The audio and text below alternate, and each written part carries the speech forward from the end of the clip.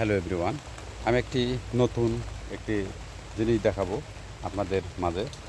আসলে আমি এখানে এই তাল গাছের গোড়ায় এসে বৃষ্টির কারণে আমি মানে ঠাঁই নিয়েছি। তো সেখানে আমি একটা আম গাছ দেখলাম ছোট্ট। আসলে এটা অত্যন্ত একটা উপকারী আম আমরা খাই এবং আমাদের জাতীয় বৃক্ষ আম গাছ। আসলে আমাদের আম গাছ শুধু আমরা আম খাই, শুধু আরেকটি জিনিস খাওয়া যায়, এটা অনেকে জানে না। আমি গুগল সার্চ দিয়ে দেখেছি। তে আসলে দর্শক, এই যে ছোট্ট ছোট্ট আমের গাছের চারাগুলো, আসলে বীজ হয় শুধু আমের আটি থেকেই। এই যে দেখতে পাচ্ছেন, আসলে এই জিনিসটা এই খোলের ভিতরে যে থাকে আমের আটির, এই যে দেখতে পাচ্ছেন। তে এই জিনিসটা এত অত্যন্ত একটা উপকারী একটা জিনিস, আপনারা হয়তো এটা বিশ্বাস করবেন না। এটা যদি আমরা কুচি কুচি করে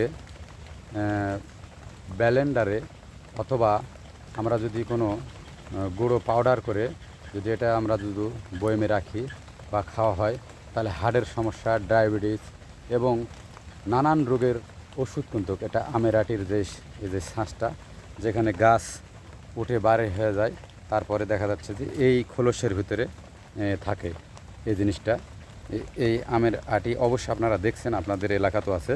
তো এটা যদি আমরা ধরে রেখে যদি মানে সংগ্রহ করে যদি আমরা এটাকে পাউডার রূপে যদি আমরা বয়মে রেখে খাই, তাহলে একটু একটু করে 1 চামচ করে হয়তোবা চিনি অথবা এই ধরনের অথবা পানির সাথে মিশিয়ে যদি খালি পেটে খাওয়া হয়, তাহলে কিন্তু আমাদের ডায়াবেটিস থেকে শুরু করে আমাদের হার্টের যাদের সমস্যা আছে, যারা ভুগতেছে বিভিন্ন রক্তচাপের এই ধরনের, তাহলে এই আমের এই আটিগুলো অবশ্যই আপনারা খেতে পারেন।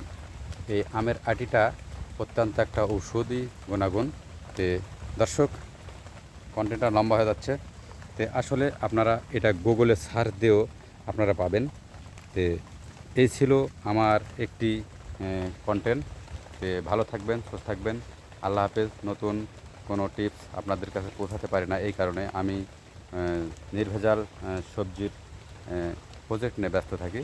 আসলে এগুলো আমি অনেক কিছু জানি, কিন্তু আপনাদেরকে হয়তো তুলে ধরে দিতে পারি না। আশা করি সামনেতে আমি তুলে ধরে আপনাদের কাছে পৌঁছাবো সব কিছুই। আশা করি আমার পাশে থাকবেন ইনশাল্লাহ। আমি অনেক গুণাগুণ ওষুধের যেসব আমি সব কিছু হালকা পাতলা আমি দিয়েছি। ভালো থাকবেন, সুস্থ থাকবেন। আল্লাহ হাফেজ। আমাদের সাথে থাকবেন। ধন্যবাদ।